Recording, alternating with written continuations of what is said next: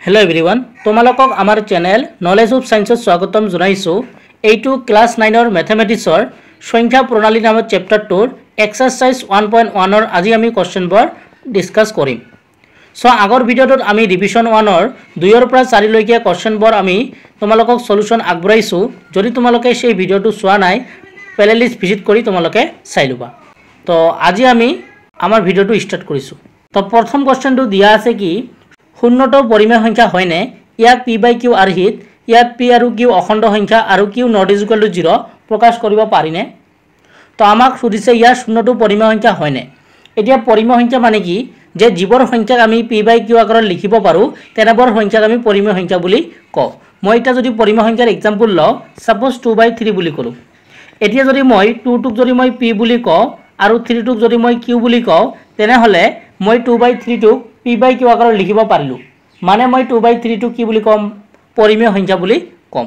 আৰু এটা एग्जांपल লৈছো ভালকৈ চোৱা কি দিয়া আছে। মই যদি কওঁ 7/5 তেনেহলে মই যদি 7 টুক p বুলি কওঁ আৰু 5 টুক যদি মই q বুলি কওঁ তেনেহলে 7/5 টুক মই p by q আকাৰত লিখিব পাৰিলো।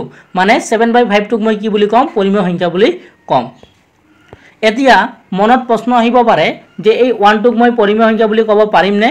হয় 1 টুক মই পৰিমেয় সংখ্যা বুলি ক'ব পাৰিম। কিয় কাৰণ 1 ৰ তলত কিবা নাই মানে কি আছে 1 আছে হয় না নহয়। তো এইটুক যদি মই p বুলি কওঁ আৰু তলৰটুক যদি মই q বুলি কওঁ তেনেহলে 1 টুক মই p by q আকাৰত লিখিব পাৰিলো। মানে ইয়াৰ পৰা মই ক'ব পাৰিম 1 টু পৰিমেয় সংখ্যা হয়। তো এক নম্বৰ কোৱেশ্চনটো চোৱা কি দিয়া আছে শূন্যটো পৰিমেয় সংখ্যা হয়নে ইয়াক p by q আৰ্হিত ইয়াত p আৰু q অখণ্ড সংখ্যা আৰু q not is equal to 0 প্ৰকাশ কৰিব পাৰিনে।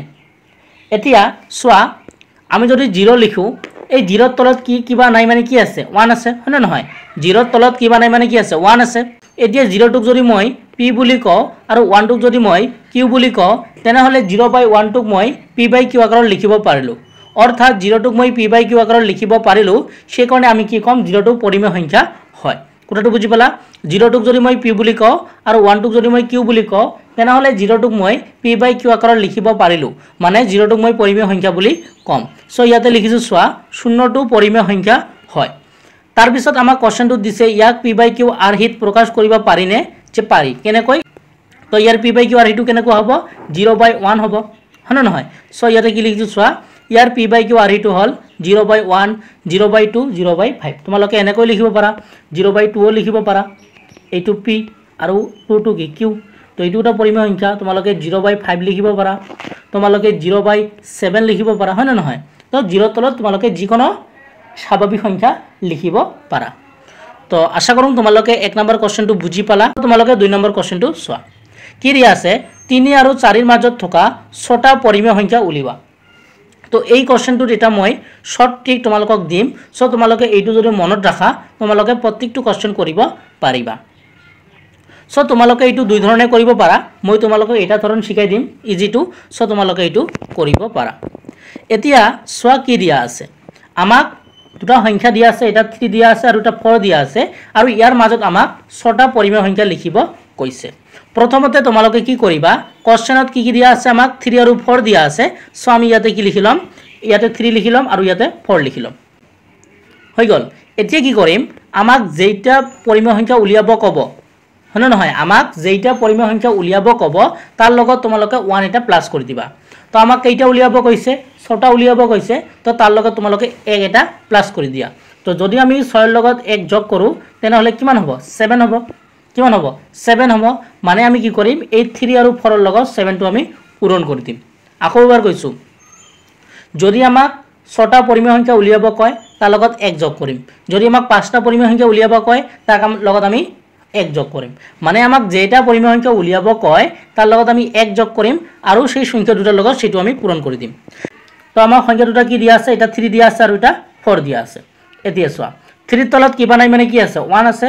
তো আমি কি লিখিব পাৰো 3/1 আৰু 4 ৰ তলত কিবা নাই মানে কি আছে 1 আছে হয় না নহয়। এতিয়া আমাক যেইটা পৰিমেয় সংখ্যা উলিয়াব দিব তাৰ লগত আমাক কি কৰিব লাগিব 1 এটা প্লাস কৰিব লাগিব। এতিয়া আমাক কেইটা পৰিমেয় সংখ্যা উলিয়াব কৈছিল 6টা। তো তাৰ লগত যদি আমি 1 এটা যোগ কৰো কিমান হ'ব 7 হ'ব। তো আমাক কি কৰিম ইয়াৰ লগত আমি 7 এটা মাল্টিপল কৰি দিম। কাৰ লগত 3 আৰু 4 দুটাৰ লগত আমি কি কৰিম এটা 7 মাল্টিপল কৰি দিম। তো তোমালোকে ইয়াতে 7 এটা মাল্টিপল কৰি দিয়া আৰু ইয়াতে তোমালোকে 7 এটা মাল্টিপল কৰি দিয়া। দুয়োটা তোমালোকে কি কৰা এটা 7 মাল্টিপল কৰি দিয়া এতিয়া তোমালোকে যদি এটো পূৰণ কৰা 7 3 গুণ কিমান হ'ব 21 আৰু তলত কিমান থাকিব 7 গুণ 7 আৰু ইয়াতে কি থাকিব 7 4 গুণ 28 আৰু তলত কিমান থাকিব 7 গুণ 7 তো আমি এটা পালো 21/7 আৰু এটা পালো 28/7 এতিয়া 21/7 আৰু 28/7 ৰ তোমালোকে তলত যেটো সংখ্যা আছে এটো দুটা সেম আছে ইয়াতো 7 আছে আৰু ইয়াতো 7 আছে এতিয়া তোমালোকে মোক কবা এটো তোমালোকে নোট ডাউন কৰি লবা মই কাটি দিছো এতিয়া আমি এটা কি পালো এটো আমি ইয়াতে কৰি দিছো যেটো আমি মই কৰিলো এতিয়া স্ক্ৰিনত এটো মই ইয়াতে লিখিলো ধুনিয়াকৈ হৈ গল এতিয়া চোৱা এইটো আৰু এইটো কি আছে সেম আছে হয়নে নহয় এতিয়া অপৰাধ কি আছে ইয়াতে 21 আছে আৰু ইয়াতে কি আছে 28 আছে এতিয়া তোমালোকে কোৱাচোন যে 21 আৰু 28 ৰ মাজত কি সংখ্যা আছে 21 আৰু 28 ৰ মাজত কি সংখ্যা আছে আমি যদি ভালকৈ চাও কি আছে 22 23 24 25 26 27 আছে হয়নে নহয় সো ইয়াতে আমাৰ মাজৰ সংখ্যাবোৰ চাইছে না হয়নে নহয় তো আমাক মাজৰ সংখ্যাবোৰ লিখিব কৈছে 3 আৰু 4 ৰ মাজত তো আমি কি পাম 22 23 24 25 26 হয়নে নহয় তো আমি ইয়াতে কি লিখিলো নিৰ্ণয় সংখ্যা কেইটা হল কি হ'ব 22 আর তলত যেটো 7 আছে আমি যেগুলো 7 লিখিছো 23 তার তলত কি দিছো 7 দিছো কারণ তলত আমার দুটাতে কি আছে 7 আছে সেই কারণে ইয়াতো কি হবে আমার 7 হবে তার পিছত আমি কি দিছো 24 তার পিছত 25 তার পিছত 26 তার পিছত 27 তো আমাক কেইটা লিখিব কৈছিল 6টা হৈ গল না নাই এটা দুটা তিনিটা চাৰিটা পাঁচটা 6টা তো আমাৰ 6টাই